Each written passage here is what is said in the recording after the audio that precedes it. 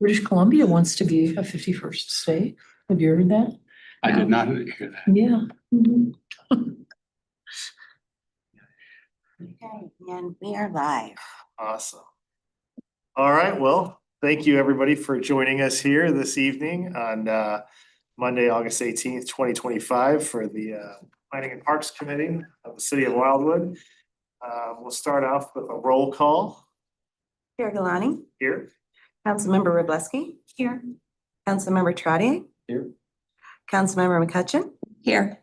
Councilmember Dodwell. Here. Councilmember Rambo. Here. Councilmember France. Here.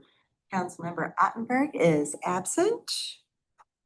And we have a quorum. Awesome. Well, thank you everybody for being here and hope you stayed cool over the past couple weeks of this awesome heat wave. We'll start off with the next item of the agenda, which is the approval of the minutes. So I have a motion for the approval of the minutes from the meeting on Monday, July 21st. Sure. Councilmember Rambo with the motion, a second. Councilmember Roleski. Sorry if I pronounced your name wrong, by the way. I'm terrible. All right, so we've got a motion and a second. Director Vinich? Mr. Chair, I just noticed something. We have absent Mr. Ottenberg, but it shows nobody's absent, so it should be one. So with that. I Oh, the number apologize. one there. Yep. Yeah. I Okay, apologize. can we make that clerical adjustment? Okay, Sure can. so with that being said, all in favor of the motion, please say aye. Aye. Any opposed? Any abstentions? Okay, very good. Thank you. Yeah, thank you for bringing that up. All right, next item on the agenda is public participation. Do we have anybody? Nobody, I don't see anybody in here. Do we have anybody online? If anyone is online that would like to speak during this time, please use the raise hand feature and we'll promote you to a participant or to a panelist. It does not appear so. Thank you. All right, well, we'll move right along then into action items, and we've got 6 matters under parks for tonight for consideration. The first one being the park trail maintenance needs for the fiscal year 2026. And Director Vunich.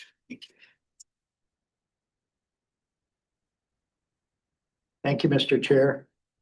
Mr. Chair and members of the committee, first and foremost, thanks for again accommodating kind of an unusual schedule. We're meeting a day earlier than our normal third Tuesday, and that has to do with the update of our master plan and the group that's volunteered to help with that. So again, very much appreciated. Thank you. As you know, the Administration and Public Works Committee, they've been talking about the capital improvements program for the upcoming fiscal year 2026. The necessity of this early discussion has a lot to do with how much we're spending versus how much we're collecting in terms of revenue. And this year, more so than most, the city administrator, Thomas Lee, has wanted to kind of get the capital improvement component on everyone's radar as soon as possible. In fact, out of Administration and Public Works Committee, a report was submitted to City Council, and out of this committee from our last meeting, a similar report was identified, endorsed, and then submitted for information to City Council at our last meeting in August. Tonight, the department wanted to kind of take that discussion to the next step. And that next step is to identify projects it feels for fiscal year 2026 are critical and have numbers, cost associated with it, and then again, rationales or commentary for that. Along with identifying those priority projects, the department also identified a list of projects that are on the 5-year plan would not be priorities for the upcoming year, 2026, or potentially 2027. So in terms of projects that are priorities, the department has established them as part of the table that's been provided for consideration tonight. And first and foremost is stormwater runoff and erosion. Again, it is an item that is on our strategic plan. And as you know, there were the first three goals of our strategic plan were rural internet, gaining access to the rural areas with high-speed internet, developing additional revenue sources. And then the third was our stormwater runoff, stormwater management component. And so the department felt it would be inappropriate if it ignored the strategic plan and didn't place that as the top priority, because for all intents and purposes, we've developed rural internet except for about 400 or so households in the city. And we always are looking for other revenue sources. I think that's just an ongoing effort. So stormwater runoff and erosion.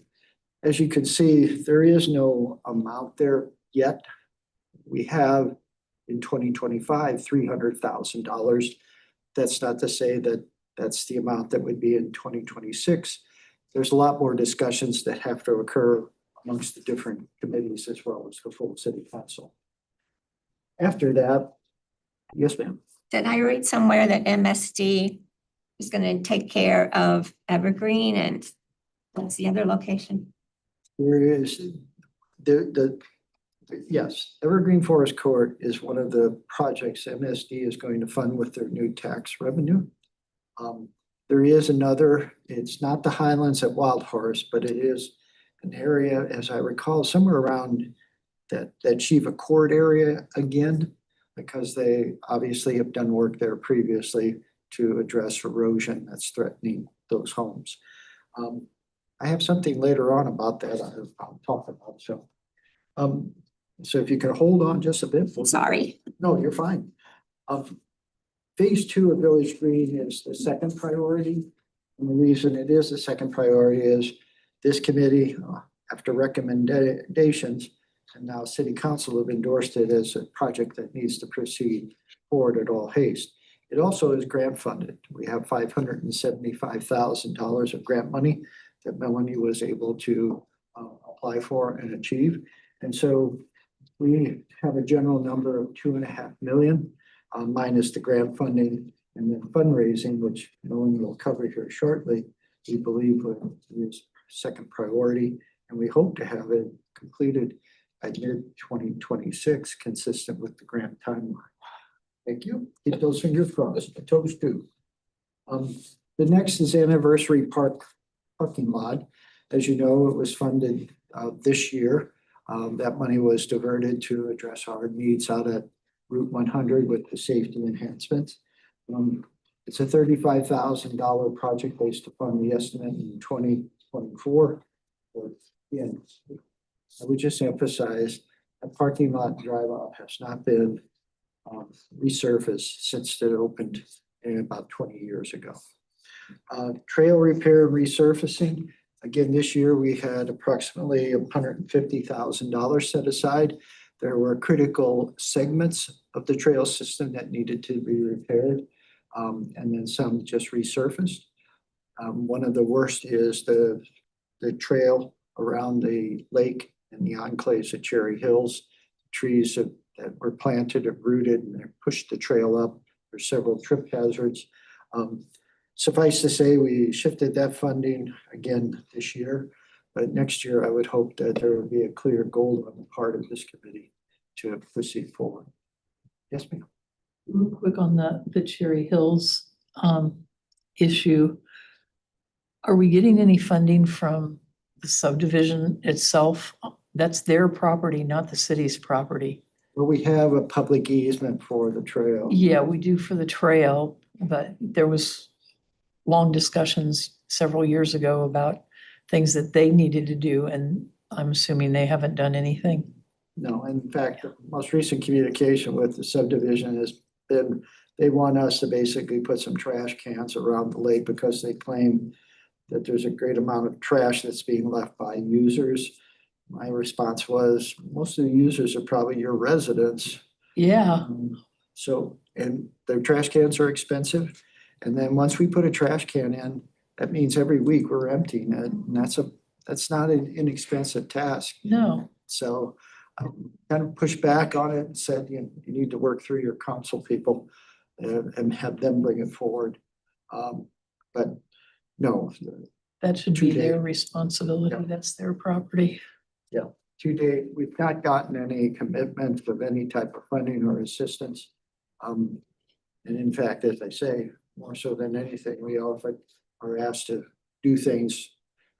A lot of them around the trail system that in this particular case, I just don't know how you attach ownership to litter.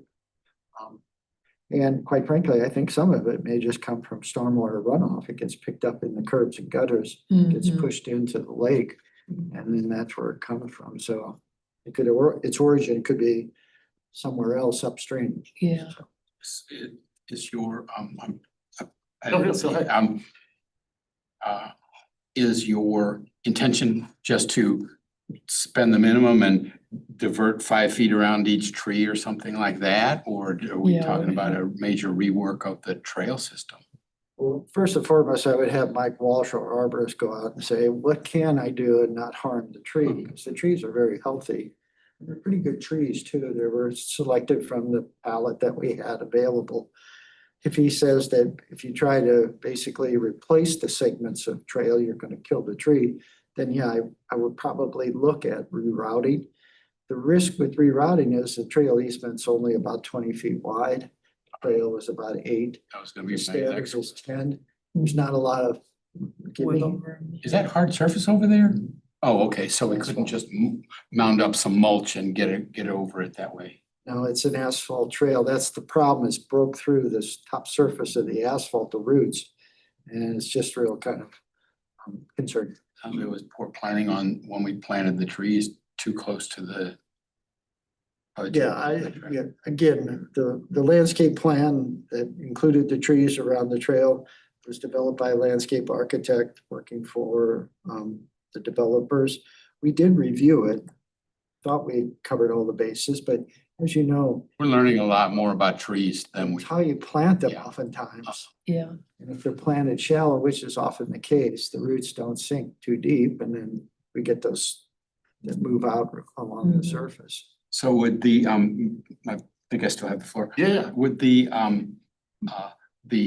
major move of the trail down near Rock Hollow in that complex area because of the erosion, is that on your priorities list, or is that, we gonna try to fund that separately, or we just, what are we gonna do there? Well, Chris Nager, our superintendent in parks, and I met with Jacob Hill of T Hill Construction. There's 3 bridges that need almost immediate attention. None of the bridges are necessarily at risk. It's the creek as it leads into the bridge abutments that have been the stabilizing rock's been washed away. So we're gonna just treat that as general maintenance, charge that to that line item, park maintenance, park and trail. There is a section of trail, bless you, that's upstream from Bridge 5. That basically the erosion has pushed the creek to the edge of the trail now. And so there, Mr. Hill, Chris and I talked about potentially doing a pour in place wall. Oh. That's anchored to the flat rock, the bedrock that's exposed at the bottom of the creek. That's an expensive solution, but I think if we fix those bridges, or address the bridges in the creek, that they'll be fine. At least that's what the representative of Great Rivers Greenway that did the bridge inspections for the city and what Mr. Hill said. Which means we won't have to move the trail necessarily? Okay, wonderful, great, good, that's good news, because it is a maintenance issue. I mean, the bridges are washing out, we gotta fix them, so. Yep. Yeah, and there's 13 of them, so our lucky number. So, Councilmember Donald had a question as well. Just real quickly, back to the Cherry Hills issue. Sorry. If the current pathway is getting disturbed by the roots, et cetera, is it possible to just remove that section that's being disturbed and then just put a mulch walkway around the other side or in its place so that we don't run into that problem again? I mean, I realize it's a change in surface, but, or a rock, a small rock kind of thing. I think at this stage, any options on the table, Okay, because obviously you want to retain the trees. And if the trees are gonna continue to grow, we'll be back here in the X amount of time. So what I would suggest is if this particular line item is funded, trail repair and maintenance, we'll look at all options and bring them to the committee and see which one is best. I just feel like part of the reason that the roots are going up is because they're not getting the water that they want. And so if we put a different type of permeable surface over them, the roots, it might help. I don't know. Maintenance may be a little bit less severe cost. And the least cost approach that we'll explore and present to the committee of maybe if the trees are, Mr. Wolf says the trees aren't necessarily as healthy as I think they are, and they could be removed. Maybe that's the solution, remove the trees and replant with something, a type of tree species that's better for that location. So I'd like to think Or a we'll bring bush you instead up of and tree. to explore. Okay. There were several ash trees that the subdivision removed there recently. So they understand that despite them being mature, sometimes you just have to make the hard decision. And that's the case with those ash trees. Thank you. Certainly. Fifth priority, Green Pines Connector Trail. Again, another grant funded project from the Department of Public Works. And it's a $500,000 project by most standards today, relatively inexpensive. Grant funding is $267,000. So again, a priority for 2026.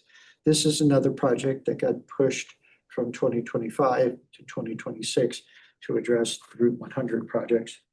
One project that this committee has initiated and endorsed is just making incremental ADA improvements to our park system, whether it be Community Park, Anniversary Park, Green Pines Park, et cetera. And the direction the committee gave and what the department is following is we do this on an incremental basis. We'll pick one year and try to do as many of them as we can and afford. And then next year we move to another location, et cetera. What kind of money would you need for that? We're probably talking tens of thousands of dollars versus hundreds. And it's primarily what Unlimited Play but came back to the committee with was adult changing tables, some hard surfaces under some of the picnic tables, so as they're wheelchair accessible. Some just motor skills, music equipment, things along those lines that engage all the kids, not just necessarily what we're doing now. So So maybe, again, whatever we do will come back to the committee. First and foremost, direction on what park is next after Community Park, which has already been approved by the committee. And then secondly, what of that list each of them had would be the priorities for you. so what kind of money a year would you need then? You have a good idea yet or not? I'm thinking each year, maybe it's in a range of $20,000 to $25,000. Okay. But you know, we have a pretty good chart on that. And so when we get into that discussion, as we get further into the budget for next year. Number 7 is Portner Park. And this is just for design and engineering. We originally had $100,000 set aside for it. I think that's the number I carried over. But given what we ended up with in terms of our master plan, a real soft touch to the 27 acres, I think we can do the design and engineering for a lot less. And then finally, the last one is a carryover from 2023, now going on 3 years, is we did the sound analysis at Route 100, Route 109. The city council endorsed a pilot program at approximately $40,000. See if we could do something to mitigate sound at the edge of right of way or somewhere along those 2 particular corridors. Those are the 8 priorities the departments identified. Those left out are disc golf, Route 66 roadside park, Bellevue Farms, Old Pine School, Home Park, future property acquisitions, Homestead Trail, and then finally Wildwood Greenway for the phase 6, which is for Community Park on the north side of Route 100 to Mueller Road, where we had a trail segment and access to the north, but not the continuous access to Babbler State Park, so that can wait. Of those that are on hold, obviously Route 66 roadside park, we made a whopping of $1.5 million, which is fine. It's still awesome. So, Yeah, go ahead. so how much money are you recommending to be your budget this year, Joe? Is this, Well, there's one other item that is just kind of, let's read through all of the, each year we set aside money for capital improvements, equipment replacement. Not all of our equipment is unbreakable. And so sometimes it breaks and we have to replace it. The disc swing in the community park playground, that broke. We tried to get a part for it. The part took months. And then the part needed another part that until now they don't manufacture. So sometimes you feel like you're chasing your tail.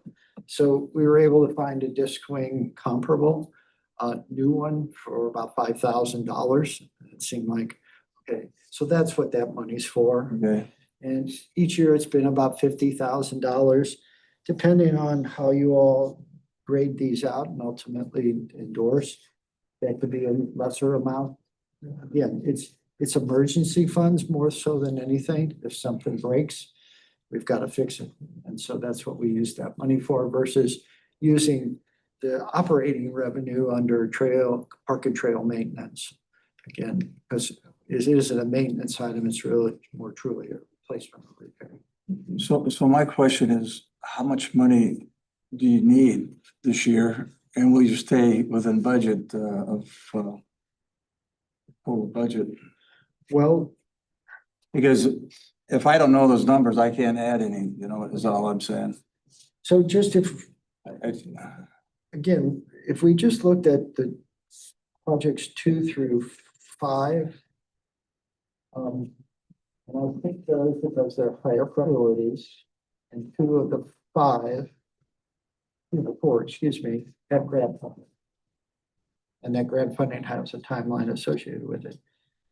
So in raw numbers, we're looking at 1.9 million for Village Green. That's with no funding from our fundraising efforts.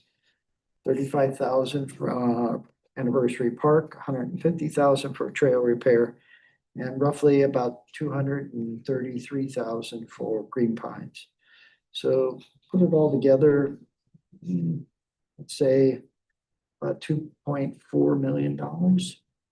And the majority of that is all-inclusive placement. So I'm trying to be respectful of the situation we're in. If you take out the playground and the project that Public Works received the grant funding for, of those 4 projects, I'm asking for about $185,000. So I think it's critical because we need to do repairs and improve our facilities. Some of these, you're only gonna end up with more costs if we delay the repairs on them. Always seems to be the case. The longer you delay, Yeah. the more expensive it is to fix it. Yeah, go ahead.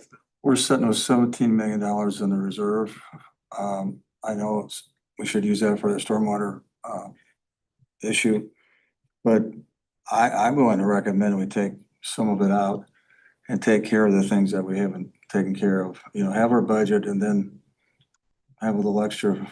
I think that's what we need to do now we're not ever gonna get any money from the state on the stormwater. No. So that in its number 1 could probably be coming from the reserve, which would help free up these other items. I'm just throwing that out there for discussion. For sure. Because I would take the reserve money for the stormwater runoff problem. I think one thing is, I got you, I was gonna say, we've talked about this since I've been on council going back almost 6 years now, about the fact that we've got this reserve that's large and whether we really need that much in the reserve or not. And if not, you know, what can we take out and then where would that be allocated, right? How we could do that, because I think when you talk about, you know, potential tax proposals of hiking tax rates for stormwater and erosion, which I've heard it floated as a parks and watershed tax, which I think is we gotta figure out a different thing to call I that if we agree. do that, cause that's Agreed. a fraud in That's itself. the way the law is. To raise taxes and call it parks, and we know that not a penny of that will go to the parks, so. Anyway, but with all this being said, I think we need to, you know, we've been talking about it for so long. And I know when Councilmember Brost was on here, we had talked about doing some analysis and trying to figure out. And we've kicked that can down the road for all these years, but we've never actually taken any action into. So can we facilitate that from this committee to actually invite the council to endorse actually having some type of formal audit analysis, whatever needs to happen to figure out what actually is the critical emergency fund that a city of our size and scope and budget really needs to have on hand. And so we can first figure out what that excess amount is, if any, and then whatever that number ends up being, then we can then have conversations, because to your point, Councilmember Kranz, I think there's been numerous different council members over the past years that have brought up different ideas of how to allocate excess funds that may or may not be there. And so this is just another iteration of that same conversation. So I think before we can even discuss how we would spend any money that's in there that is extra, we need to first figure out what is the amount over and above what we need to have in there, and then we can have conversations of what would be the best use for it. So Councilman, how can we figure that out? Councilman Farmer may have an idea, doesn't he? He's been working really hard on that committee. And I actually think that Administration Public Works Committee and Mr. Lee are doing something very much like that. I think just emphasizing it as part of tonight's meeting, which I'll pass on tomorrow to Mr. Lee, will suffice. I think everybody that has heard about our reserve probably thinks there's probably a middle ground. We want a healthy, robust reserve, but do we need as much as we? And I think an audit or an analysis at the very least lets our residents know that we care and we're looking at it, that we're not just letting this fund go up into 20, 30, however million, while at the same time we're sitting here saying we have all these other issues that we potentially need to ask them to dig into their pockets further to help. Councilmember Dodd, all right, Councilmember Rambo and then Councilmember Dodd, sorry. Yeah, I agree with Jim. That's a prudent and practical approach to getting some of these things done and sort of righting the ship a little bit to an extent. I've always felt bad about the size of our reserve. We've talked about it a bunch, but you're right, we haven't done anything. We need to figure out how much of it is a surplus, how much of it we can reapply. I think it would, no matter how much it is, it's still gonna be a drop in the bucket on the stormwater mitigation. And so I'm not sure I agree with that part of what Jim's saying, but the concept is very sound. I would love to see us use it to bring things up to snuff, because nothing is getting cheaper, as we mentioned. But my question to you, Joe, is, and I despite talking about this every month, I really don't have a handle on how dire our financial situation is. We're talking about being respectful of the current situation and whatnot, but we're kind of looking down the road ourselves with imperfect knowledge and saying, oh man, things are gonna get tight, but we don't know that for a fact. And I would like to have a firmer grasp of what, how horrible things are gonna be and how, how frugal we need to be in the short term. I don't think anybody can answer that, but it's worth considering that we don't know. And we're making all these decisions based on, geez, we're not gonna have any money and so on and so forth. My final point is, I think we need to have that discussion that you mentioned, because I've talked about it many times. We need to figure out how to separate storm parks and stormwater, or it will all be stormwater and the parks will go begging. and we'll have to, you know, have a bake sale every time we need to. And we gotta be I don't see that authentic in what happening. we tell our residents, Yeah. you know? I'll sure except for the bake sale. Yeah. Yeah, Just one quick point on that, what I made earlier is, so when we have our annual audit for the, and I'll get to you, I got Councilmember Dodwell and then City Administrator Lee, but when we do our audit each year of the city's finances and our books, would it be prudent at that point to have that same accounting firm, I think it's Brown and Brown that we use, or Brown Smith Wallace or whatever, but to have them go ahead and perform an audit of our reserve account and what's necessary for a city of our size and budget demands to let us know. Oh, I got it, yeah. I'll let you go, Katie, I and was then just got gonna Tom. ask real quickly, we have a city treasurer. As I recall, he's a CPA and has a great deal of background in auditing. Is there any reason that we can't tap on his shoulder and say, working with the city administrator and the directors of each of the departments, to go back and look at where we have additional funds that don't need to be saved, et cetera, and have that information for our next meeting or our first meeting when we're doing budgeting, because I understand we're having a separate meeting as a group for budgeting, so that we clearly understand as a whole what that amount of saved dollars, I guess, for lack of a better term, really is, and then what is required for a good fiscal environment for a city, and then what do we have that could be spent now to get some of these projects taken care of. City He's Administrator. he's got the answers. Yeah, I can see him He's shaking got his all the head. answers. Thank you. Sorry about that, everyone. I'm a little under the weather this afternoon. That said, we do have that report. So last year, it was about a year and a half ago, we had WM Financials. They came out and conducted an analysis. They had recommended having a reserve at 100% of annual expenditure for operating. That said, myself and some others had questioned if that was a little too high.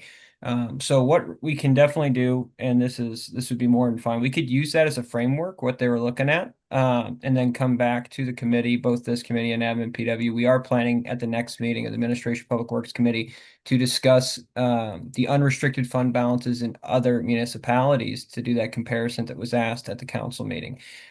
Just as a quick notice to everyone, since we're having this discussion, I pulled it up. We had at the end of fiscal year 2024, sorry, when we had discussed it recently, we were at 155% of annual expenditure. So that's just for operating. So what that can be translated into is, say that every single revenue source was turned off at the blink of a dime, we would be able to operate for approximately a year and a half without having to really take in any other revenue.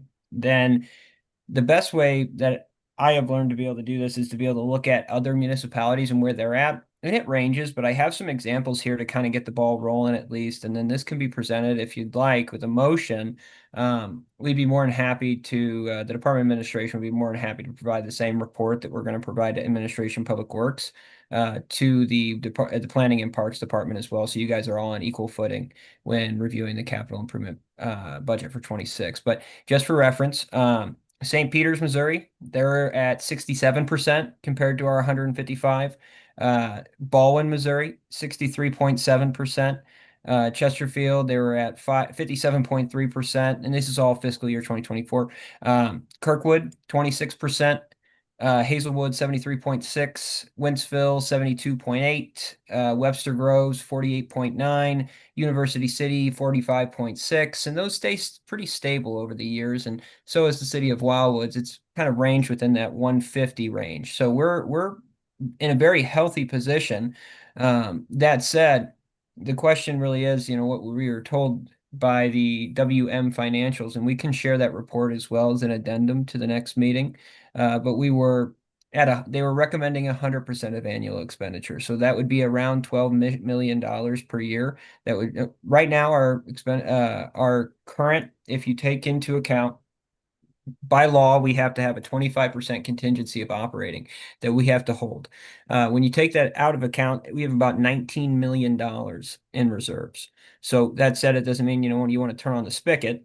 But the other really good thing that WM Financials put together for us as a template, and I think it would be great to start from it and create it as a roadmap, is that we are able to take that, it gave you almost a policy that says, hey, and this is what I've read across multiple municipalities, when you dip into reserves on purpose on a project, so say we want to take care of the basins along Cox Creek, what they do, what most of these policies do, is that the council will agree to it. There's a certain protocol that goes in place to dip into those reserves. And then there's also an action plan to fill them back up. So what is coming off the plate to get the reserves back to a steady level? I guess the main question we have to ask ourselves here at the council level is, what is that level that we need to maintain? Because at this point, it is at a higher level than the vast majority of other municipalities that we have done a comparative analysis on across the St. Louis region. So we're very much digging deep into this, and we can most definitely share that corresponding report with the committee at the next meeting.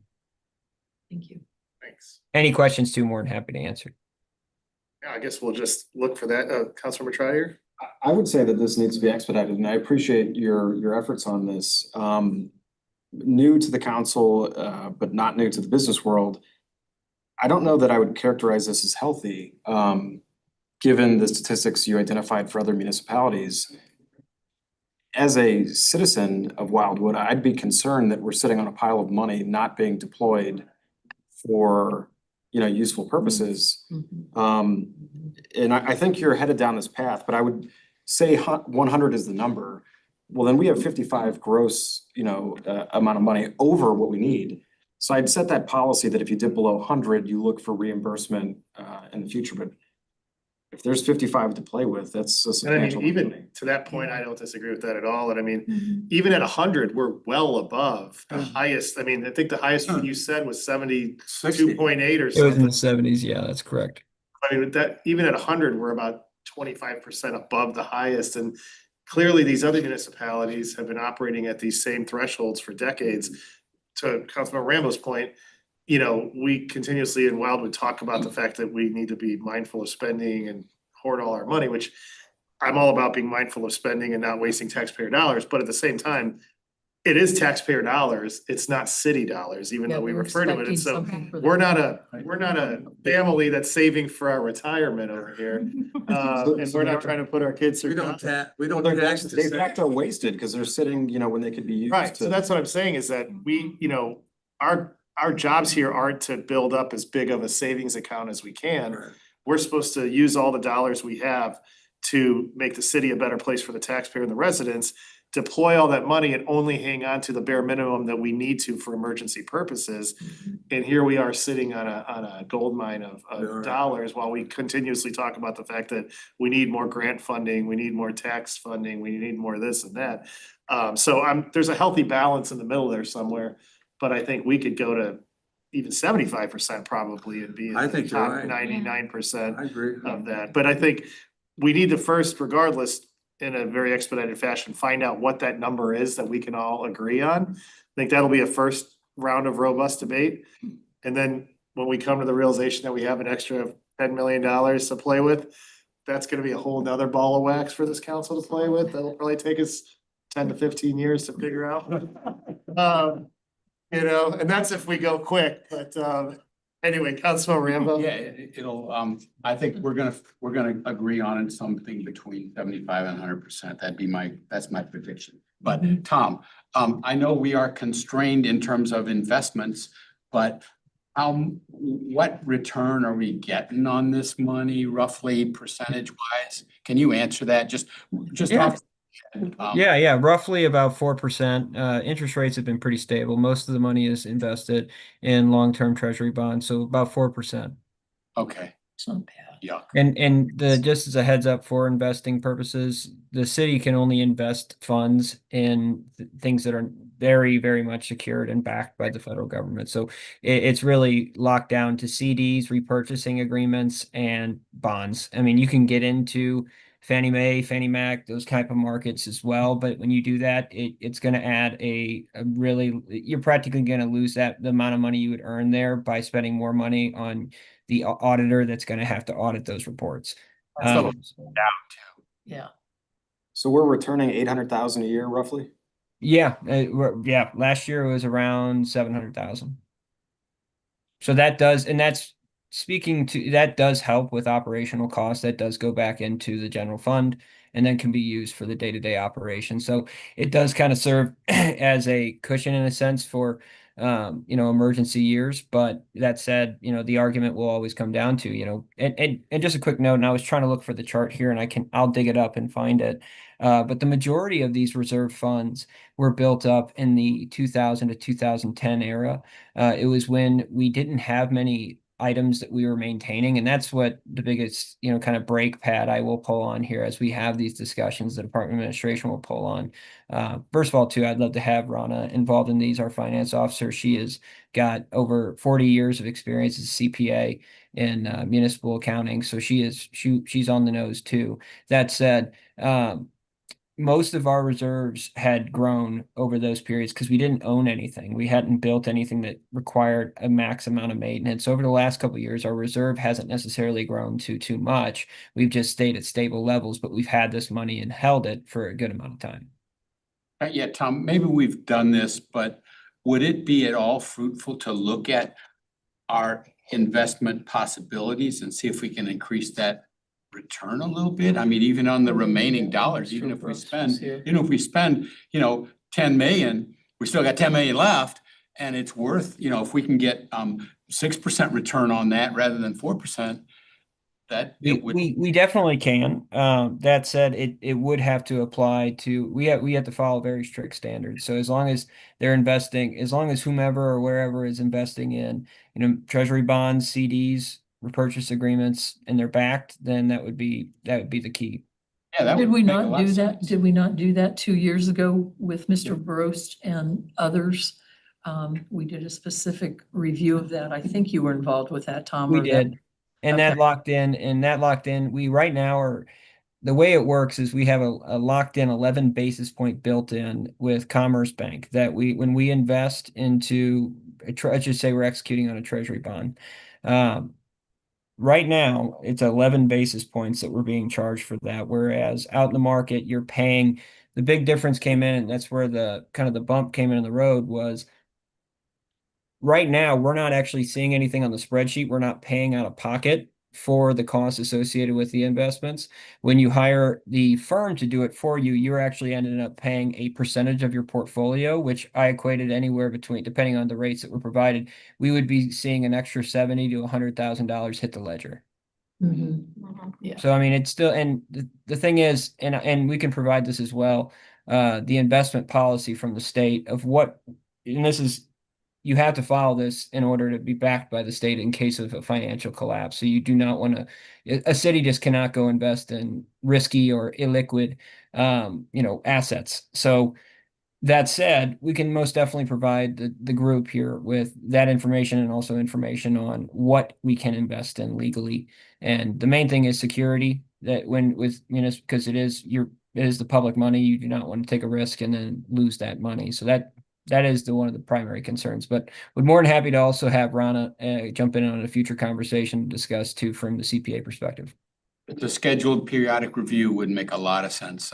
We can make more money over here and it's still approved by the state, and we won't get in any trouble with being risky and make a few more bucks. So anyway, worth thinking about. Well, yeah, I think obviously, thanks, Tom, and if you can get us all that information, then we can then have more conversation regarding actual facts and analysis that we have in front of us. Because we could go around here for another 2 or 3 Yeah, hours. it's not even hours. It's Talking Maybe about have Rona come hypotheticals and and wish give lists, quick things like that. clarification. But yeah, great conversation. So thank you, Joe. Well, just to summarize, again, there's 8 priority projects of them. 2 through 5, in terms of the Department of Planning and parts are critical. And as I mentioned, overall, it will be about $2.3 million when grant funding is taken aside. And And just want you to understand, a lot of the projects that we've talked about over time are not. They will remain on the 5-year plan, but we'll push them out probably to the end of that 5-year period. Thank you. Okay. Awesome. That takes us to the next item on the agenda, which is the expansion of holdings. The Rock Hollow. Director Revich. So saying all of what we just talked about, an opportunity's presented itself, and like any opportunity, it needs to be fleshed out first by your professional staff and then ultimately to the committee and city council. So approximately 3 weeks ago, the Open Space Council of Greater St. Louis contacted Reapers Greenway, St. Louis County, Department of Natural Resources, Missouri Department of Natural Resources, and the city of Wildwood. There is an 80+ acre tract of land that's for sale on Ridge Road. Just so happens to share a common boundary with the Rock Hollow Valley and the public holdings there. The price of the property is $2.6 million, which is very expensive by any division that you would do. But it is also a property that has some very unique characteristics. It has a very well-defined ridgeline that is perfect for way in a small parking lot. It has probably one of the most healthiest forests that we have in Wildwood. There's very limited amount of invasives. There's just well mature, healthy trees. And on the southwest corner of it, you get a great view of the Crescent Valley. The proposal from Open Space Council of Greater St. Louis County was to St.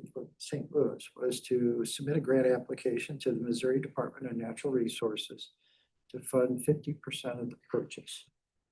The Open Space Council of Greater St. Louis also had a private donor that, if the grant was awarded, would pay the remainder. So the cost in terms of acquisition to the city would be zero.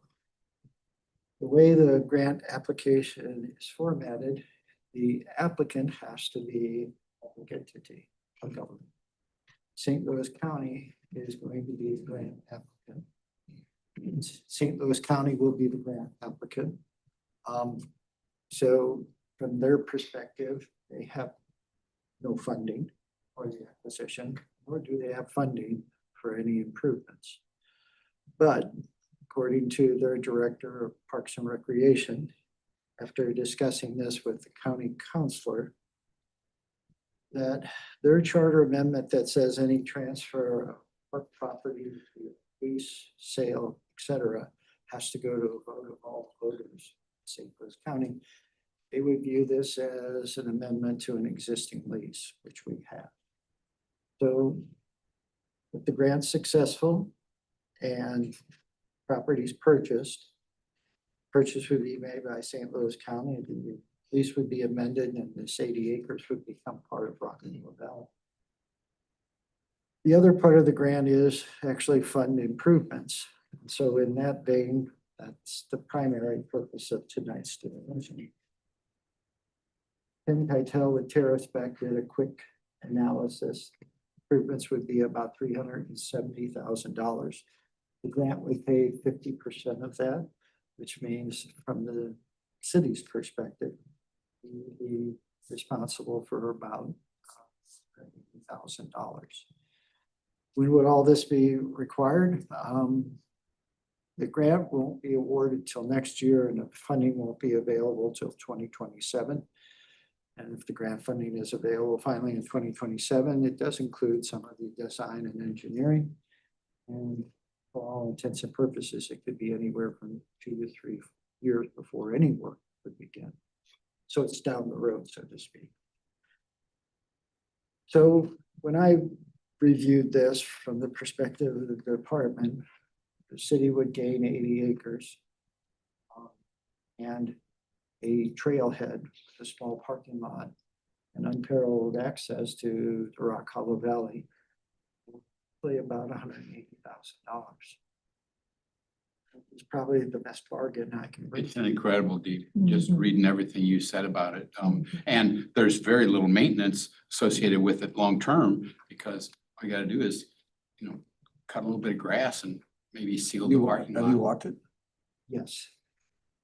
There wouldn't even be any grass. You just have to maintain. Well, I would, It's a my solid- first thought was You got a view remove invasive, control. of the river? Yeah. Oh, wow. So Can I It get was in on not- that deal? it was an opportunity I great just deal. felt I had to bring to you. I know it's an additional $180,000, or excuse me, $180,000, but it's 80 acres. Can it would be part of our long-term lease with St. Louis County, which is approaching the end of well, it's not even approaching the end. We have a 25 with an automatic 25-year renewal. So in total 50 years, we're probably 15 years into that 50 years. So it'd certainly be something we would control for a long time. County was very complimentary to the efforts we've done together as a partnership. Certainly, I know that comes from city council first, because you're the ones that take the risk. Possibly get a look at it, like walk around it. Sure. You said, the only thing I was gonna bring up was you said no invasives in your write-up. You didn't say very little invasives and whatnot. And I questioned that assessment. I don't know, Mike may have looked at it and you may have looked at it and so forth. I'd kind of like to get a look for myself and see how healthy it is. No, that came from actually the Open Space Council representatives. Okay. So if you've been with the council long enough, this is the project this is the site Fisher Frick-Doltrell wanted to develop 20+ home sites. And certainly it's still a development potential property. That price, $2.6 million. I don't know if it's going to go very far, very fast. I'm excited about it. But again, I recognize that we've got pickleball courts, we've got disc golf courts, we've got this, we've got that, but very seldom can you get 80 acres on a long-term lease for no cost and then do improvements that are relatively maintenance-free because it's a natural surface trail. Yeah, seems like a no-brainer. With a view and with access to what's becoming a world-class facility down there, and it's just it's a great thing. Councilmember McCutcheon? Yeah, so this isn't in Wildwood, but it'd be a lease. It is in Wildwood. It is in Wildwood? Yeah, it's not Bellevue Farms. This is it. Okay. This is all in Wildwood, no question. And then, so if it has to go to the voters, so would it go to the voters in November? Now, according to the county councilor, since it's an amendment of an existing lease, that's the exception that the charter amendment to the county charter allow. So it would just be their county council and our city council amending the lease to include the additional 80 acres. So where's the funding gonna come from? A grant from MDNR for half of the acquisition, half of the improvements. The rest of the acquisition, $1.6 million from a private donor that Open Space Council has already discussed this with. And then the city of Wildwood, approximately $180,000 for the remaining. Okay, so do you need action from the committee? They, as part of the grant application that's due tomorrow, they are hoping you would get a thumbs up in a preliminary sense to participating in improvements. So Would somebody like to make that motion? Councilmember Rambo, Sure, yeah. Councilmember Godwell, second. Any discussion on the motion? Seeing none, all in favor of the motion, please say aye. Aye. All right, cool. thank you very much. That's great. Takes us to the next item, which is the Village Green Phase 1 update and Ward 8 from Director Vunich. Yes, if you didn't notice, at the end of the street, there's a big green box. It's called the switchgear cabinet. Yeah, and I was looking at the landscaping. It looks great over there. And so from the perspective of the department, the switchgear box means that they're getting very close to finally undergrounding the lines. There's been a good flurry of activity, not great on the site, but water connection is scheduled for next week. We think that the underground lines will be completed by the end of next week or at the latest, the week right before Labor Day. And according to the general contractor, once those two things are done, it's about a month's time before the project will be complete. The good news is that month's time puts us at the latter part of September, which is the perfect time to sod and do all the installation of landscaping. The site will be irrigated, but again, putting it in too early is regardless is just a risk. So I actually think I have pretty good news for you tonight. Ameren's been hitting it hard despite the weather and humidity. Help is, like I say, gearing up to do the water installation. And we cleaned up the site and it made progress in a lot of fronts. So I appreciate your patience, but I think finally there's light at the end of the tunnel, and I'm just glad to be able to tell you that. Awesome. Thank you very much for that update. Sure. It'll take us to the next item on the agenda, which is the Village Green Phase 2 fundraising efforts and other current development efforts from Ms. Rippetoe. Thank you, Mr. Chair and members of the committee.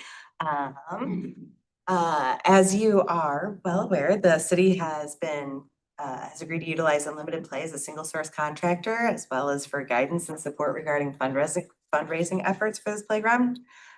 Since the committee's previous meeting, there have been some definitely positive steps forward. The catalog, the fundraising group, as well as other fundraising efforts were approved by City Council. Unlimited Play has provided a landing page, and I will apologize to those people that are online, but this actually works a lot better with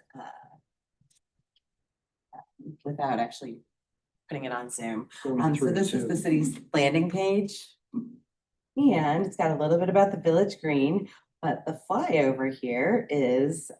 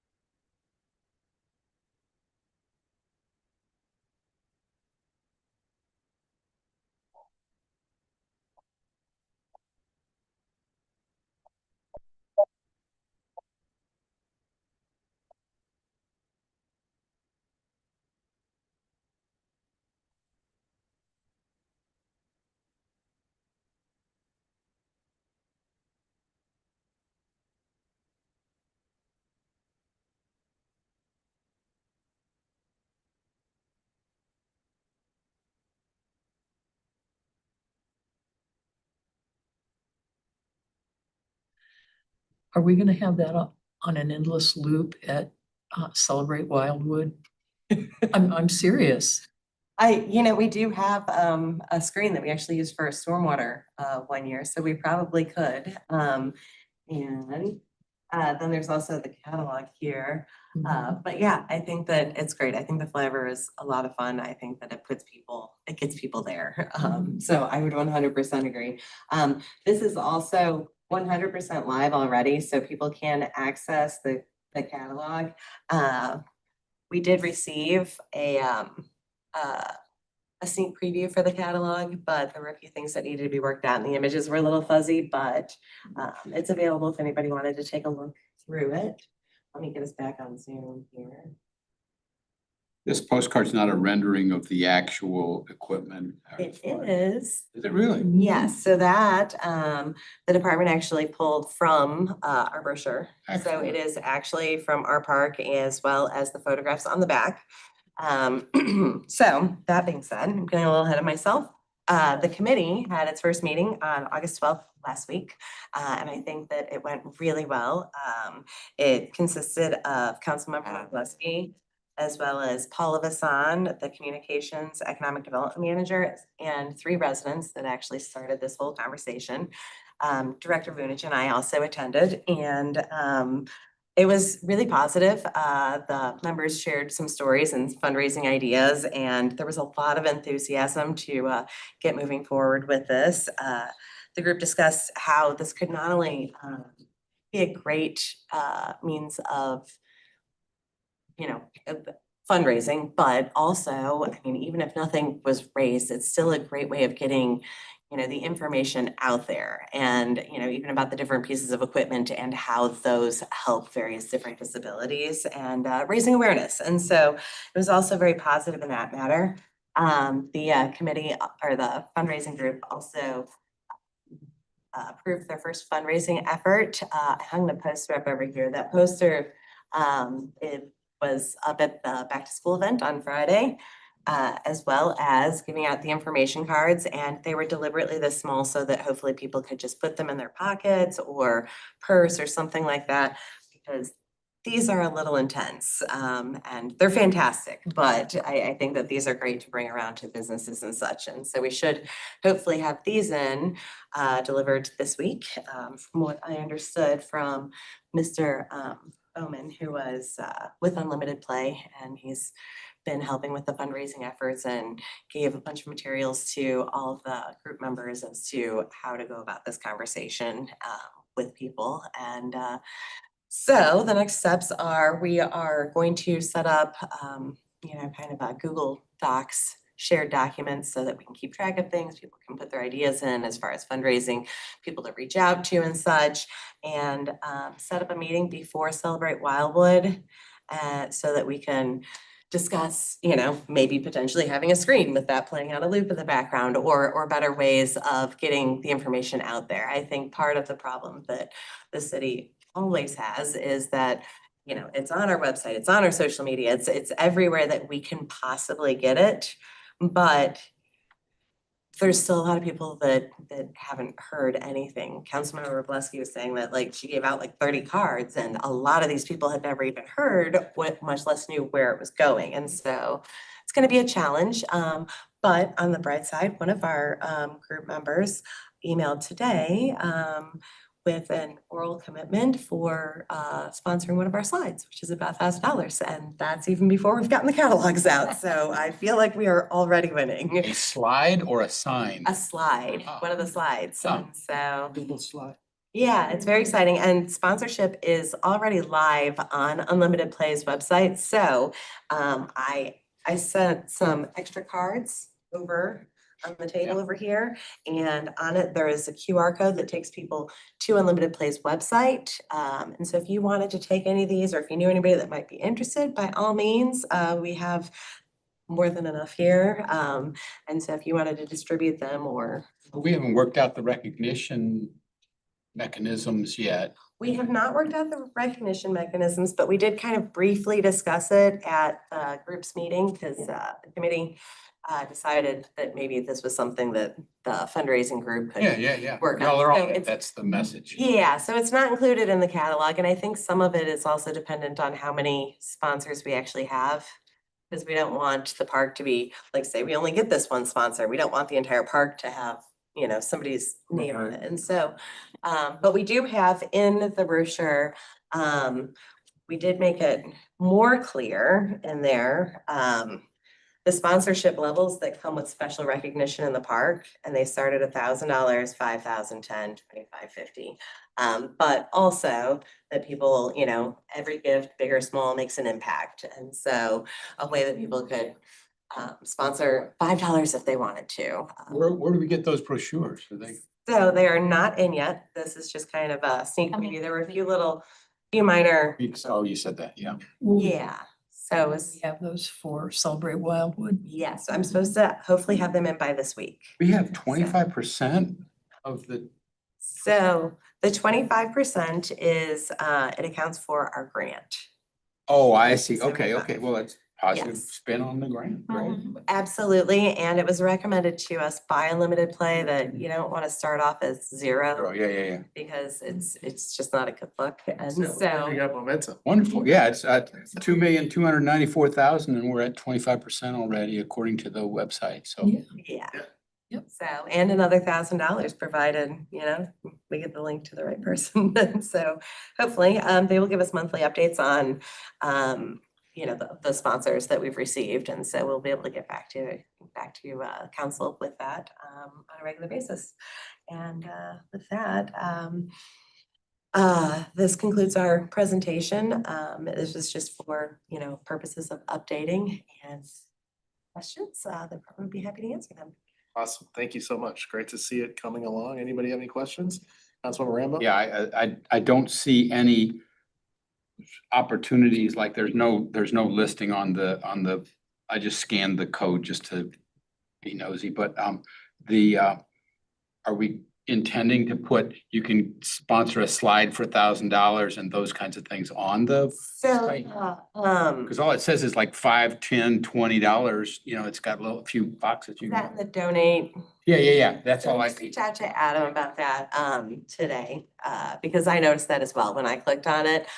We do have all of it in the catalog, yeah, and the it's- catalog is available on that landing page. But as far as the actual donation, that's what I was trying to work out with him is how exactly we're gonna know what is still available. I don't see Because I feel like that. I don't that's see important what you. information to have out there, and so. Oh, just make it more prominent for boneheads like me. Click here to view the sponsorship catalog. Yeah. That needs to be prominent right on the front, so. Yeah, well, so the way that it's set up is the standard way that they have all of the pages set up for all of the parks. And so I think that maybe we can either put clarification up in like the read along up further where it describes the park and such, Right or below, be more clear about it on.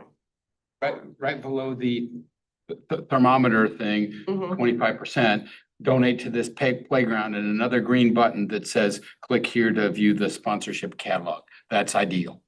Yeah, That'd be a really easy change. I would be happy to mention that to him and see if we can get that worked Yeah, out. yeah, Again, I don't know how much flexibility we have with the page, because it seems to be the same page on all of the different playgrounds. But yeah, absolutely. That's a suggestion to them. And maybe it would be good for them to do it for all of the pages. Yeah, I mean, it just makes tons of sense. Scrolling down, Might have there you been go. covered in Boom. that. Click on it. Absolutely. And the most recent draft was included in your packet, so you have all of the sponsorship and you can see the catalog there. Awesome. Thank you so much for that. Absolutely. And Director Vintage? Mr. Chair, with the permission of the chair and to the committee. So just to summarize, we had our first step Friday night with the poster, as Melanie mentioned, and the availability of the postcards for people to take home with them. The website is live, as Melanie mentioned, and it goes to the landing page with unlimited play. The printed materials will be available here long before Celebrate Wildwood. And then finally, as she also mentioned, the committee's been formed. Had our first meeting, we'll have a second one probably a month or right after the start of the new month. I can't emphasize the enthusiasm on the three citizen volunteers. It's infectious. They want us to get moving. They think we're more of an impediment probably than the cost of the equipment. So that's good. And then Ms. Dodwell, to your point, Chelsea Bellew, she's been at our Celebrate Wildwood event for years as a vendor. She has a foundation relative to the particular disease her son has. And we talked about potentially having her buy the city tent so we could do some kind of not marketing, but discussion. So we intend to kind of have something special for the fundraising effort at the city tent this year, something different that we haven't done before. And she can draw, she's a compelling speaker, much like Miss McKay. And she'd be more than happy, she said, to send them over our way after she's talked to them to hear about the unlimited play facility. Great. Councilmember McCutcheon? I should know, but I don't remember. The lady who set up the cooking process for kids that have concerns or not able to, I mean, some of them can't talk or whatever. But that might be a good thing to have her invited to come and maybe even have a booth. Yeah, there's a resident in Ward 5 that has. And I can't remember her name, I apologize. I met her, there was a problem behind her house with regards to a sewer line that appears to be sinking, but she offers cooking classes for kids. And they're nonverbal and it's color coordinated and she's really a compelling person as well. Just when you hear her talk about the solutions to some of the challenges those children face, I'll reach out to her. Yeah, and she came about this on her own. She did it for her son. And now she's reached out to other organizations and other families and had other contacts, and she's doing it with those kids too, so. Awesome. Oh, that's great. I think the more compelling voices and enthusiastic folks that have been associated or dealt with or, ongoing. It's So a they're great, gonna it's a great contact, voice box to. volunteers to donate then.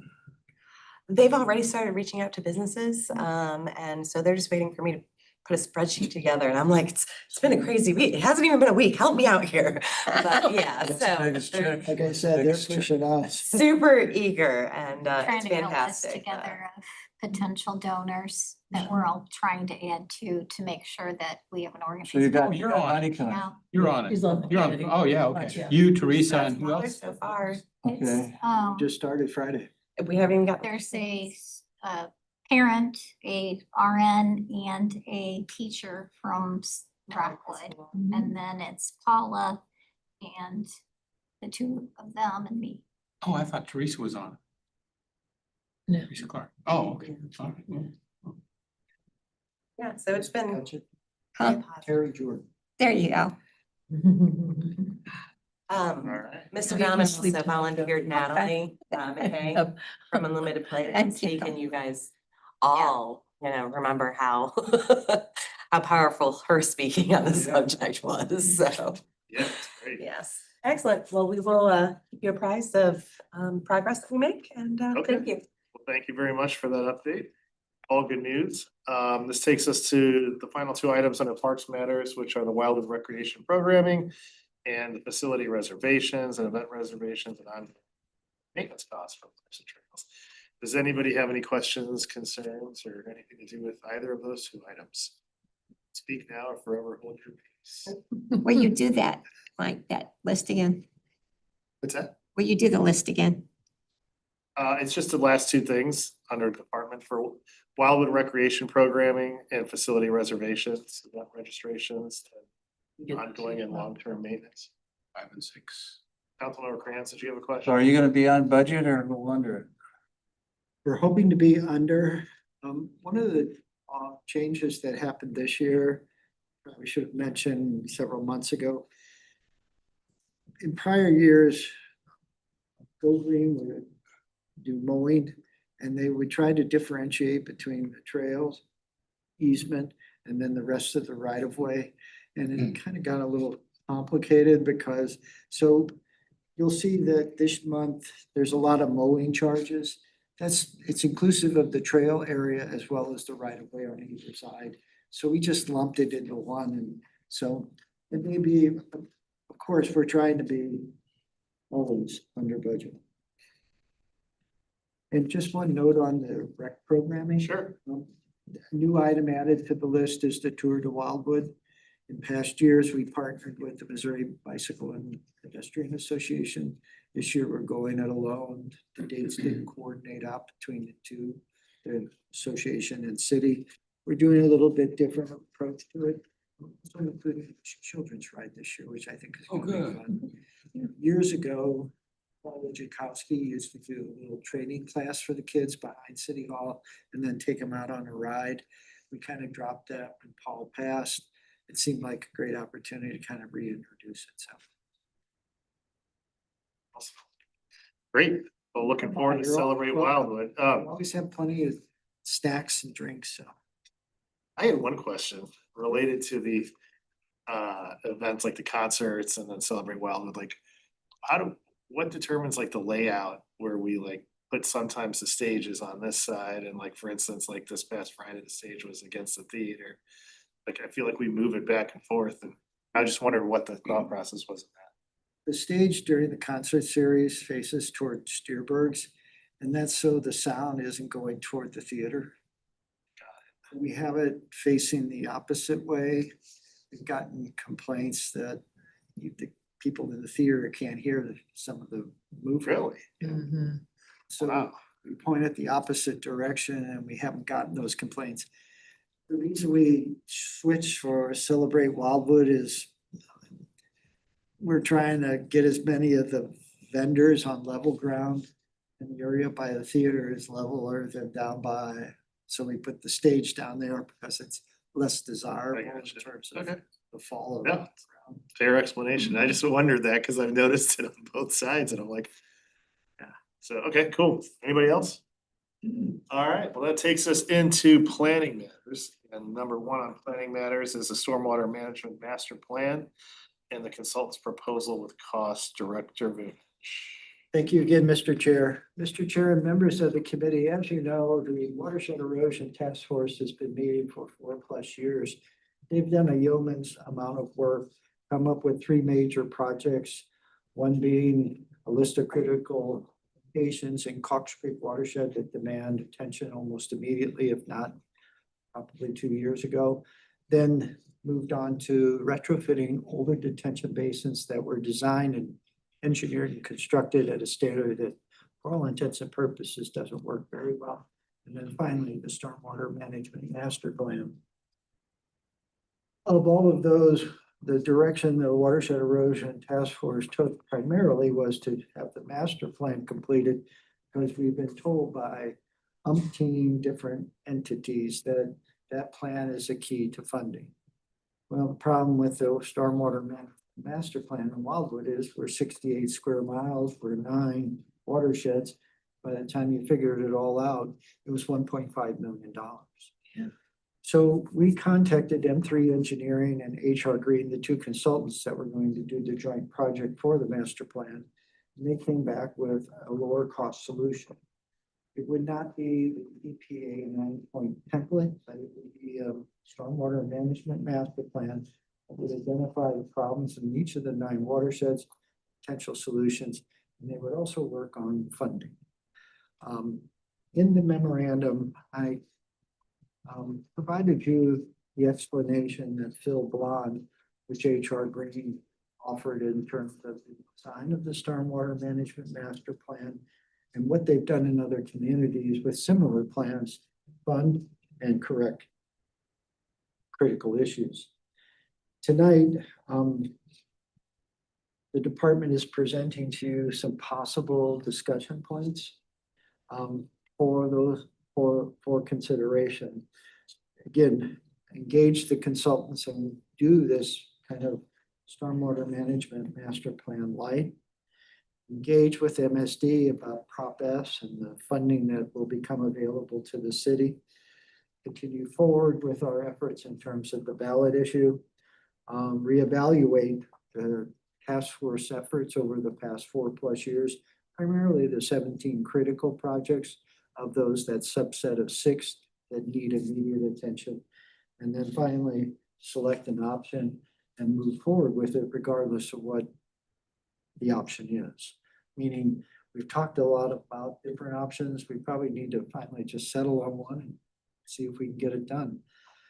Tonight, more so than anything, I am going to ask you for permission to invite someone from the team of consultants, probably the gentleman from HR Green, who seems to be managing it for the 2, to a committee meeting. And also I want to invite someone from MSD to come explain the text to you all. Mhm. How it's going to be distributed, how we apply for it, what are the steps. So we can start planning on that. Because according to Mr. Bourne, the city's going to get $300,000 next year sometime. He seems to, it's referenced in here. For example, Yeah, MSD now has Prop S funding available, and that presents a timely opportunity. Did you know the annual amount available to Wildwood through Prop S is $300,000? Much of Wildwood's more developed areas and many of the most pressing stormwater problems fall within MSD service area. Mhm. I'd like to get them into this building with you all, and so you can hear what they got to say, Mhm. and then how we're gonna get that money and when we're gonna get that money and how we can use that money. So that's my pitch to you tonight is with your permission, I would like to invite them to the meeting, hopefully September, if not October, as part of the budget process. So you have that information available as we talk about funding priority projects with our capital improvements. I don't think anybody would have an opposition to that. Alright. Do you need a motion or can we just If give you don't mind, that way I can say that. Councilmember Dodwell, I move we do it. Councilmember McCutcheon seconds? All in favor of the motion, please say aye. I, Any opposed? Any abstentions? Thank you. All right, Tomorrow. bring them in. Yeah, bring him in September if at all possible. The sooner the better as we Yeah. go through the Yeah. budget. Yeah, See if we can get them up to it's six. wonderful. All right, that takes us to the next item Having cookies. under planning, which is the Veterans Wall of Honor in City Hall, Ms. Ripito. Thank you again, Mr. Chair and members of the committee.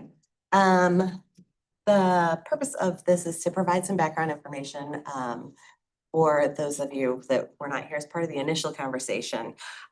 Many cities throughout the area have some very robust veterans programs and others have none at all. A lot of that tends to be revolved around areas that have a very active like VFW or some sort of veterans association, something along those lines. And the city had very little veterans recognition. In 2022, we began the Hometown Hero banners that were really well received. And in 2024, we had our first Veterans Breakfast. And as part of that process, we also buffed up our Veterans Resource page. And this is the first time it had been updated in a little while.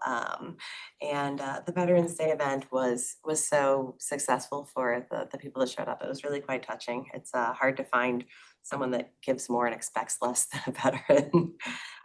So at any rate, these have brought up conversations as to what the city can do more and maybe honor veterans in a more permanent way, which brought up discussions of other cities that had memorial, kind of veterans memorial parks and stuff like that.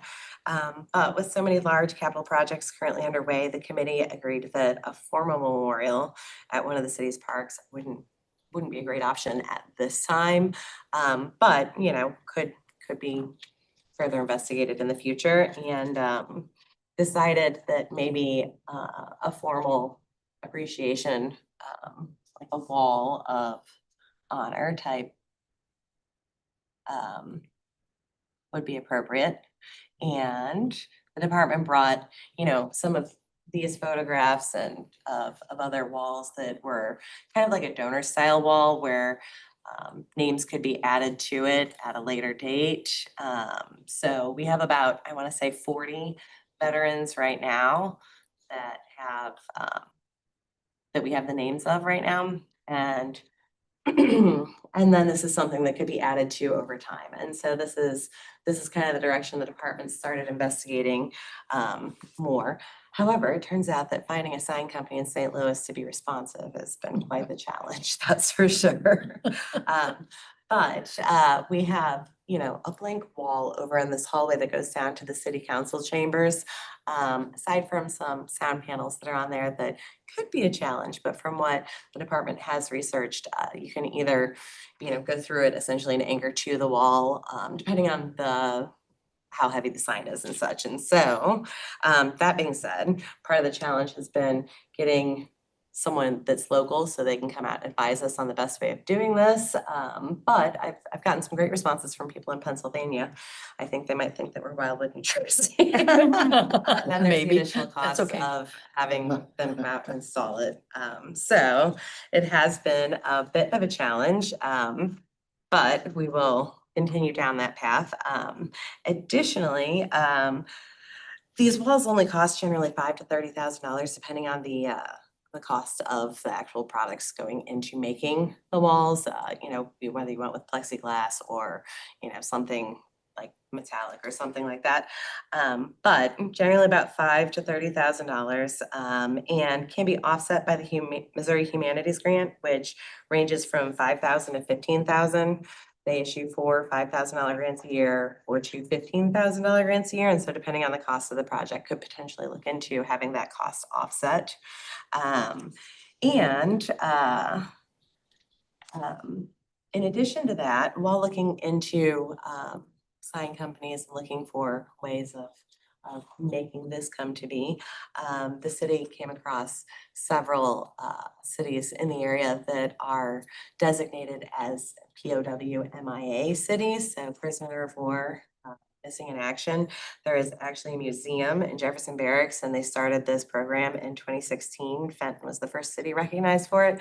And so the department was thinking that in addition to, something along these lines, the department also, well, the city has the flags for all of the different branches as well as the seals.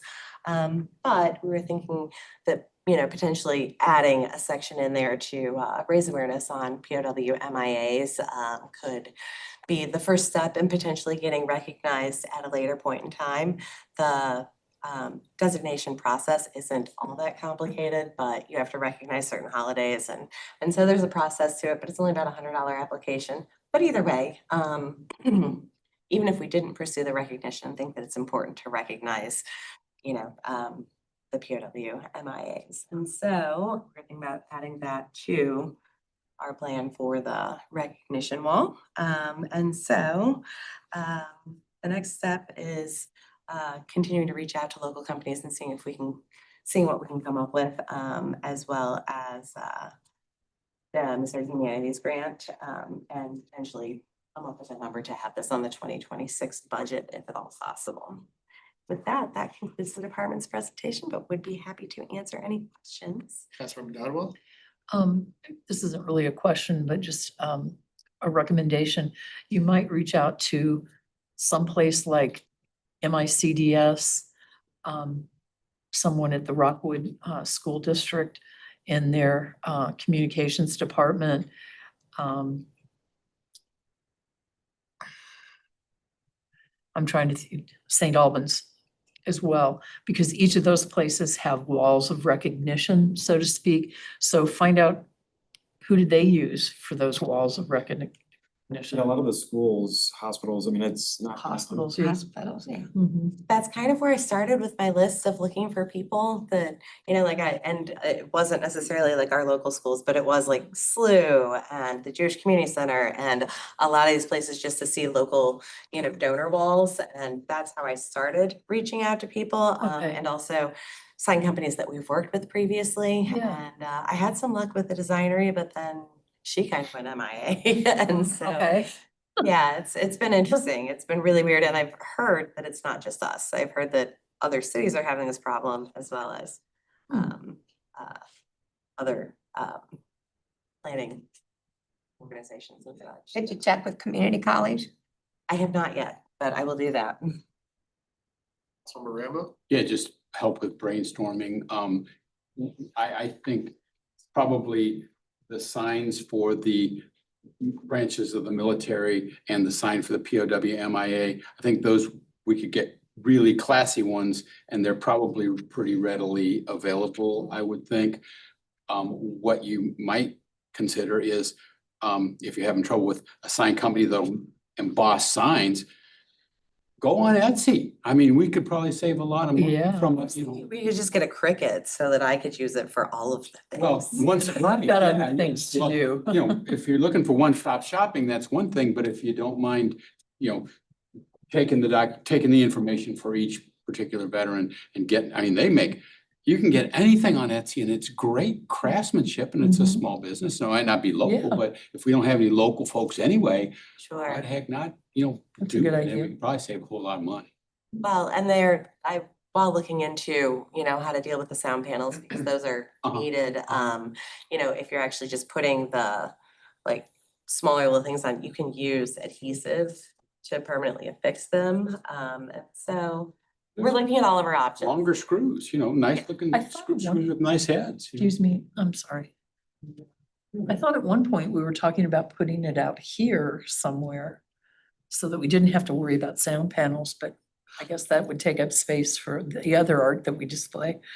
Yeah, again, it was one of those things, I was hoping to have a local company to be able to come out and have that conversation and, do a workaround Okay. or potential relocation of the sound panels that would make it as effective. But yeah, those are all conversations to be had. Personally, I like the hall. I just think the Yeah, hall will work. yeah, I Walking do through. too, but Councilmember Blisky? Just one comment, working for two hospitals. How we did it was we had a bigger, kind of backdrop, whether it was wood or metal. And then we just got the individual, like 1 by 3 inch brass little engraved Mhm. things to put on it.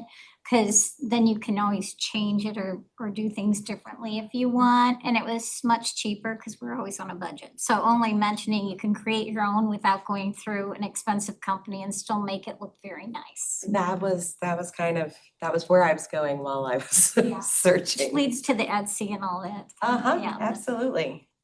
Okay. Thank you. Cool, thank you very much. Next item on the agenda is the electronic message centers and other signs. Director Vunich. Thank you, Mr. Chair. Mr. Chair and members of the committee, I just wanted to provide you an update on electronic message centers and other changes that are being proposed to the sign regulations for commercial and institutional uses.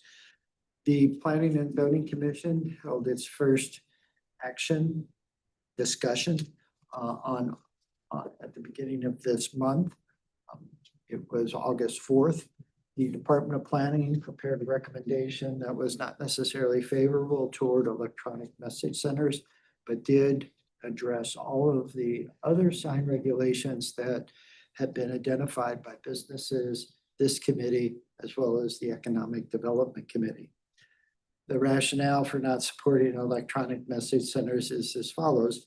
The Economic Development Committee recommended that it be limited to public entities with taxing authority. And the department did an analysis that could be anywhere from around 20 to 25 locations within the city of Wildwood, not counting the city itself, if it chose to proceed forward. Many of those locations, in fact, over half of those locations are in rural areas. And the department expressed concerns just about being able to ensure they're installed correctly and enforcement. Planning and Zoning Commission said that there has to be a middle ground. So today we met with Randy Burkett, and the middle ground looks to be as follows. In a dark environment, which is mostly the rural area where we do have a lot of our institutional uses, there will be electronic message centers, but they will be regulated a little differently because the illumination levels in certain components don't need to be as bright because it's a dark environment. The other set of regulations will address the areas in town center or where we have greater densities, streetlights, and all those things that go along, because there, illumination levels need to be higher. So the intent of the department is to create that middle ground as directed by the commission. I wanted to emphasize to you, there will probably be two sets of regulations because the areas that we're lighting are very different. Town center, for example, and let's say Bouquet Road or Melrose Road or State Highway T. But this will all be prepared and presented to the Planning and Zoning Commission for their first initial action on the design at September 2nd meeting. It will be out of Planning and Zoning Commission at the beginning of October and on to City Council that same month. So if there's any questions, be glad to try to answer them at this time. Councilmember Blisky. I just had one. I noticed it said something about monochromatic now, which I don't remember that as a part of the discussion before. Is that meaning no color now, or is it meaning just one color? A single color. Oh, Single color. just wanted to clarify, because I thought, oh, it's gonna be So pretty whatever boring. if it's color black is- and white. Ultimately authorized or range of colors, the sign has to be a single color. Councilmember Dodwell, McCutcheon. So I have a question or an issue or whatever with west versus east. Because east is more dense. And so there would be more signs and they'd have more impact on the night sky. So when you're looking at your plan, please take that into consideration. I know it said schools on here, and some other things, but Babler is right there, then Lafayette is right over here, and then Green Pines is right behind there. And I know when Lafayette puts their lights up, you could see them for probably down to 100. I can certainly see them at my house. I can even hear what's going on. So, you know, they have events and they have lights up.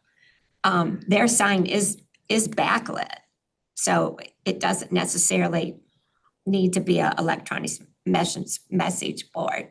Now, I will say that when I drive down Clayton Road, and Crestview has their electronic message sign, oh my goodness.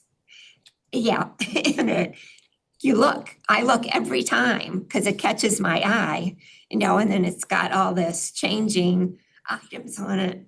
And I think it's distracting to drivers and, you know, whoever else, so. Commission concurs with you, and so, yes, a single color. The transitions have to be very slow. Signs off at 10:30 PM. Those are things that came out of Economic Development Committee that were presented to the commission. And when the commission decided to proceed forward with more of a favorable recommendation, they made sure that we wanted to incorporate those so as they don't become distractions to drivers, but achieve the goal that we've been told is the reason schools, churches, and other institutions are asking for it, that they have a limited amount of time to convey the message, and it's safer for their employees instead of going out and putting letters on the reader boards. But I totally agree with your recommendations as far as electronic messaging boards. Yeah. We're moving forward with a little different approach. But again, I want to emphasize too, there's also the regulations for the other signs, wall signs particularly, where we're increasing the size of lettering. We're doing it on a proportional basis, 2 measurements instead of 1. We're basically trying to address all of the things we heard in the business forums and individual surveys that were submitted to our city administrator as well as our communications manager.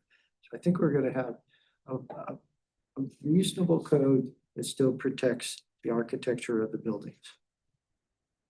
I have a question. Yep. Would it be a separate discussion to consider that the city itself have one? Because Melanie just mentioned, there's a lot of people that don't know about a lot of things that they should know about, and you have to hand them cards and all those kinds of things and whatnot. If we can direct them to the website, we've put up those signs, coffee with the mayor on a few days ahead of time, and then have to go out and take them up, and that's sort of a manual process. I'm wondering if we could, kind of work ahead, anticipating the final regulations and look into what it would cost for us to get one, maybe at Taylor and 100 or something like that. I mean, we don't have to put them all over the place, but just a prominent location. It's really a discussion for city council. If you choose to, we'll have the regulations to accommodate it. Okay. Well, don't we have signs on a little trailer or something? Yeah, we have moved that around. Well, that's not as classy as. We used to use those fairly regularly to advertise farmers market, the Celebrate Wildwood event, all of our concerts. So we don't like those anymore? Well, during the term of Mayor Bolin, he said we shouldn't use them. So What's that? during the terms of Mayor Bolin, he didn't like the use of those, so we stopped. Do we still own them? Can we resurrect that? Well, What's- the Wildwood Celebration Commission sure wants us to for Celebrate Wildwood. What's the mayor want? What do you, Joe, for it? I have not had a conversation with Mayor Garrett. My question is, do you want something like that now? Well, they are effective tools. Yeah, it'd be handy. We did, when we were doing the update of the Citizens Action Plan. We had, out at Wildwood Middle School, we had 100 people show up, which was surprising number compared to oftentimes what we do when we have public meetings. And at the end of it, I had to ask the question, how'd you find out about it? Oh, the electronic message board by Deerbergs. Sure. Yeah, that's, I mean, that's, Well, can we make a motion to allow that to happen here? I think we should look into it for sure. Yeah, Bring it up on the next council meeting. Certainly. I think let's check the into it. mayor would go along with that, I would think. Can't hurt to check. And the ones on wheels, they're kind of pokey, but if we can look Saves into a money. nice permanent one. Save some money. I know we put them up for award meetings too. And then you get a bigger turnout because they saw it on the message Sure, board. yeah. Well, And we got $10 million in reserve funds. We can. I will Light it up. say that we have, having been a participant in the Economic Development Committee meetings, there are businesses that if we can put a sign up at the corner of Taylor and 100, they better be able to put their signs up there too and over along 109 as well. That is, we're the city. Give it up, yeah, yeah. We're the city. Yeah. I know we're the city, but that's kind of contradictory to what we've been. And I think Telling- that's one of the principal reasons Mayor Boland asked us to stop deploying them, so to speak, is that. Suck it up. Time marches on, right? We're accused of having a double standard. Oh, really? Yeah.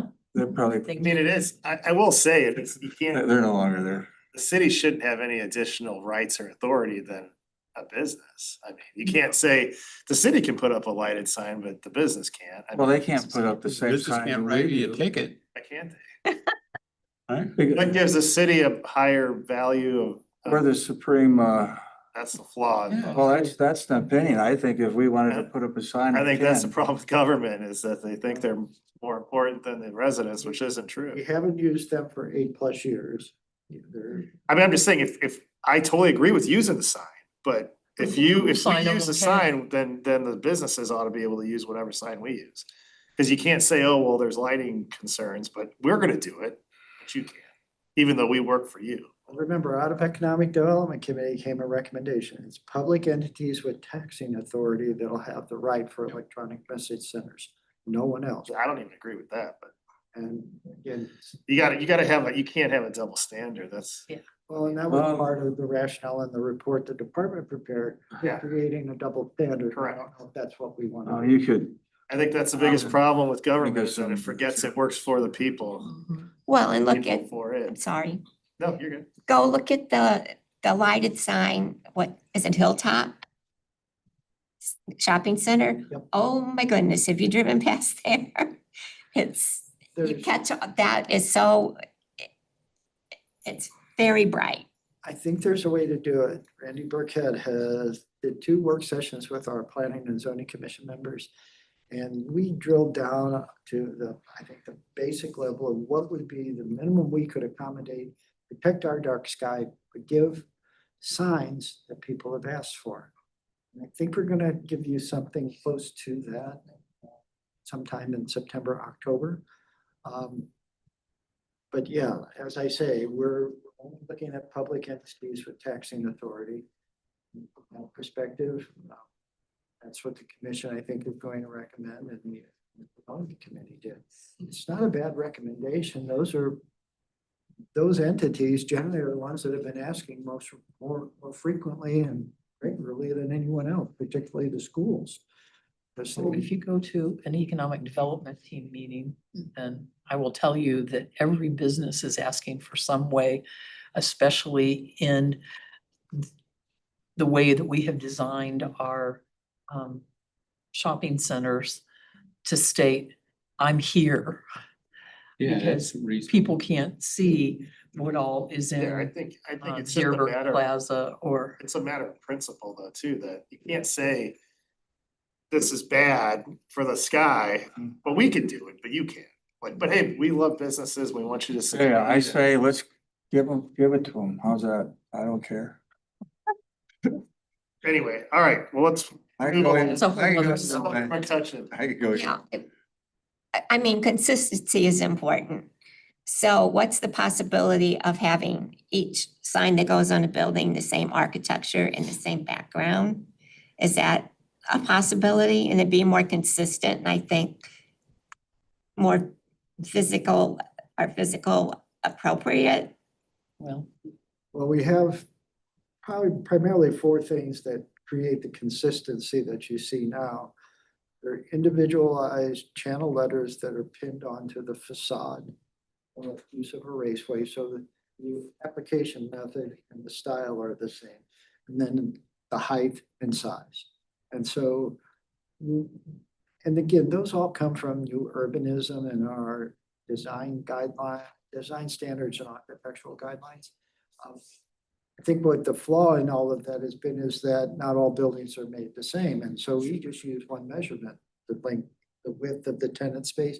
Now we're going to be able to do it proportionately. So taller buildings, larger tenant spaces will have a larger sign that will be proportional to where it's placed, which isn't bad. Mhm. So. No, I'm just thinking about the visual effect. If everybody's got a different kind of sign, I mean, that's not what Wildwood's That's not all what we're about. saying. All we're saying is we need to better proportion the signs to the space. Too small of a sign on a large facade looks as bad as too big of a sign on Right. too small of one. And we're trying to find that middle ground. All right, thank you very much. That takes us into item number 4, which is the summary and status of not ready for action items. Director Vunich. Well, thank you again, Mr. Chair.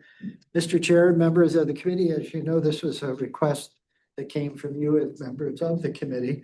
And 2 of the 9 items that were previously not ready for action were brought forward tonight, the Wall of Honor.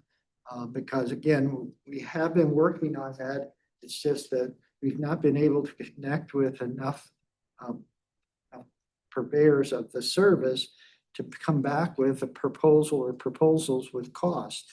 And so we wanted to assure you that it's not an item that's been forgotten on the not ready for action. And then, as I say, the other. So what the department thought would be most appropriate and was as described by the motion is to give you the agenda item when it was first posted, the current status, hours, days to complete, other parties needed plus cost. And then Melanie and I added commentary. The foundation organization or comparable for park and recreation donations, that was first posted on the agenda in 2024. I actually think we're kind of doing that now with our committee and the effort we have underway with our unlimited playground. Will be a good first. And so I think we're actually kind of putting our feet finally in the water and we'll see how this goes. I would urge us to keep it on. So as we do this first attempt, we can come back and maybe memorialize that. So when people follow us, that we're no longer here on council or as staff members. They know how we did it and what worked and what didn't. On the memorandum of understanding with Department of Natural Resources on Al Foster, that came on this year. MDNR, their legal counsel, is working on that memorandum of understanding. And as you know, it relates to us doing limited maintenance on Al Foster Trail, that being grass cutting and some just basically general care, not to exceed, I believe it was $8,000 a year. So that's being worked on. As soon as the memorandum was submitted to this from the state to the city, I'll give it to Mr. Young to review and Mr. Lee. And then as soon as they've given it a thumbs up, it'll be to committee. So I'm thinking it'll still be this year when we get something. I was gonna ask you what the ETA was from county. So aesthetic lighting, that kind of blew up, so to speak, in the department's face. And several of the companies that do holiday lighting basically presented it as we're going to ban holiday lights in the city of Wildwood, which we weren't. And Mayor Boland made that quite clear. Today, with the discussion with Randy Burkhead, he is going to provide a proposal this year. So we can talk about it before the budget's settled on, but that should be before you at one of the meetings before December. Resurfacing of the parking lot area at Anniversary Park. It just fell back into not ready for action when the decision was made to hold the funding again. Building and trade code reviews, that's been on since 2021. I'll take responsibility for this. I think that's a very slippery slope, thin ice, however you'd like to describe it. Obviously, there's multiple codes. They all interact together. It's very complicated. Code books are inches thick, not a few pages. I think if we delve into that, we should do it with a consultant, not necessarily just depending on Melanie, Travis, and I. I would caution anything in this vein. I think the codes generally are improve each adoption, each version. I think they're doing a pretty good job. I'd be hesitant to try to make too many exceptions or interpretations outside the broader St. Louis County approach. And then finally, we talked about the decision-making matrix for technical or consultant work products. I would actually urge us to remove that from the agenda. It was on in 2022 as when Mr. Farmer was here. I actually think we have a pretty good process. Every project is bid, every project bid results are presented to a committee. Committee has ample time to discuss them. So contractor is selected by us, references, and all of that ends up in city council as part of bill contract. We're adding a lot of additional reporting requirements, as you know, through code enforcement, courts, police, how we basically get information on potential projects to you. Not increasing staff, so I just think this would be another program item that would require us to basically I choose something on all intents and purposes at the last minute. I don't want to do that. Hopefully you feel like you're getting enough information about our consultants and what we do with them and how we bring them to you. RFQs, RFPs, et cetera, et cetera. Okay. So that's the list. Awesome. Any questions, Councilmember Dodwell? Just on this last one, having been here when we had previous discussions about that topic, I think it was more one of having a project timeline associated with whatever project you're proposing, at least an initial one. And I don't know that we've seen that necessarily consistently in all of our things. So, and that doesn't have to be anything complicated. It can be an Excel spreadsheet with key dates across it that goes into your document on Portner Park, okay? Those kinds of things. I think that's what that was potentially supposed to be originally. That is the case. I actually think we can do that as part of the programming we do during the budget. Is that this Mhm. project were to be authorized in 2026, here's the timeline. It's a 12-month project, an 8-month project or whatever. And it would help in those discussions when we're trying to decide, okay, we don't have any funds for this, but we want to try to get it done. Where are those funds going to come from? Or when you're trying to make decisions on where personnel or consulting firms need to be applied to a particular project. If you've got that, here's the dates we're trying to target. I think it makes your life a little bit easier, but I'm not expecting, I don't think we had discussed this huge matrix of everything. Well, they Just a business practice. Gun shy after our strategic planning process, because obviously that covers the place at the table. No, I'm not criticizing it. Oh, I know.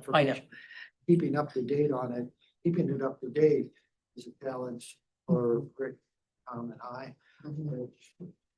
If there are things that would be critical to your decision-making process, like a projected timeline for completion, those are things we can provide. Mhm. It's easy. Sorry. No, you're good. Anything else that, any No, questions about any of the others? No, I think. Both of them are in process. It's just we're waiting on someone else to get us the information to Yeah, no, I think it's good. Thank you complete for the that. analysis and bring it back to you. Thank you. Awesome. All right, then the last item here is recent development trends within the city of Wildwood. Any questions, concerns? Nothing? Okay. All right, we don't have an executive session. And then there's the not ready for action items we just discussed, which takes us into other matters for consideration. Any miscellaneous? Anyone? Seeing none, next meeting would be Tuesday, September 16th, 2025. Outside of that, I thank everybody for their time and participation and constructive conversation as always. And we will look forward to next month. It is the third Tuesday, so we're back. We're back to the third Tuesday, so see you guys all on the second Monday.